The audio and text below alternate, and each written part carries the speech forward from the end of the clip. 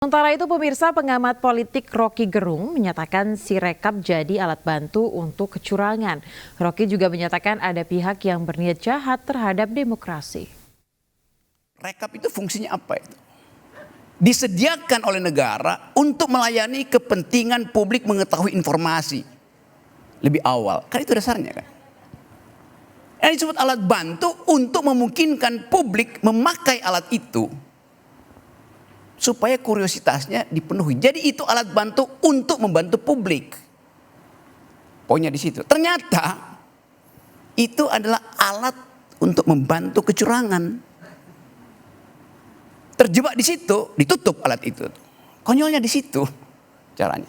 Nah, saya mau terangkan tadi dari awal. Tadi saya katakan rakyat bersuara itu bahasa latinnya vox populi. Biasanya vox populi vox dei itu. Suara rakyat, suara Tuhan. Kita balik sekarang itu. Vox populi, suara rakyat. Clare Deo. Suara rakyat itu ada tangisan Tuhan hari ini.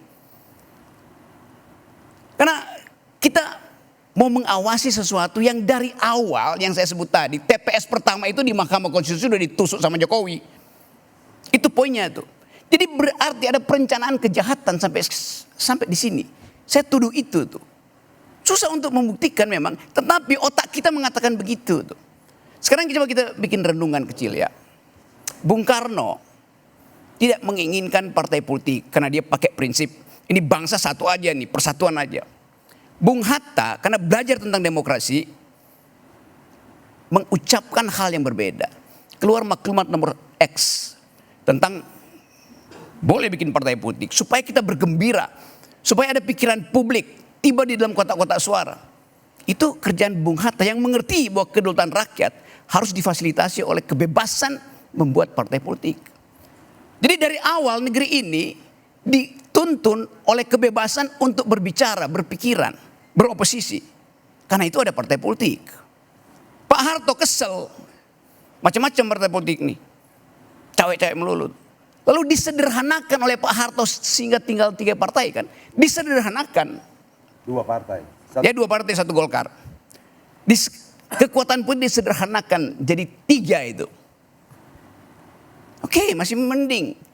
Karena Pak Harto bagian dari mau berpikir military efisiensi itu. Efisien aja itu. Jadi. Sekarang di era demokrasi, Muldoko mau mengambil Demokrat, mau rampok Demokrat. Masuk akal nggak masuk akal? Pasti masuk akal karena Muldoko nggak punya partai. Soeharto masuk akal untuk efisiensi, Muhammad Hatta masuk akal untuk kebebasan, Muldoko masuk akal karena dia tidak punya partai. Sekarang Jokowi punya partai, dia rusak sendiri partainya.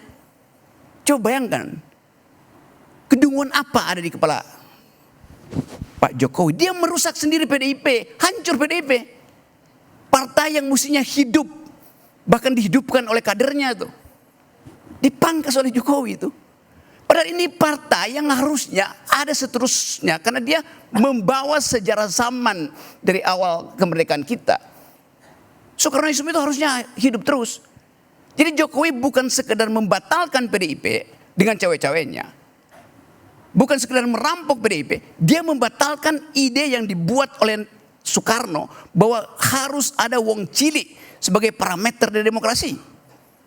Kan itu intinya kan. Lain kalau Bung Karno itu, kalau Jokowi bukan anggota partai, dia mau rusak PDIP. Ini dia adalah anak dari partai itu, dia rusak sendiri itu. Coba Anda bayangkan tuh. Di mana ada peristiwa seperti itu? Ada. Di Singosari, zaman Ken Arok. Baik. Jadi kelihatannya Jokowi berniat jahat terhadap demokrasi. Terima kasih.